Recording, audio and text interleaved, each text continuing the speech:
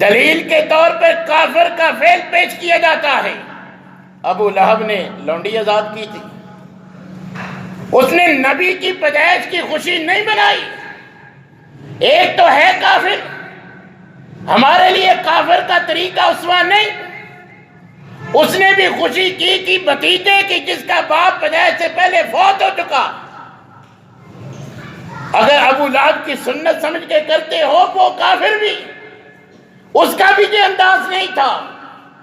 دلیل اس کی دیتے ہو، پیدائش کے وقت اس نے یہ کام کیا تھا، ہر سال یہ کام نہیں کیا۔ صرف لونڈی آزاد کی تھی، وہ بھی اسی وقت جب اس کو خوشخبری ملی تھی جو بھائی فوت ہو گیا، اللہ نے اس کے ہاں بیٹا دیا ہے۔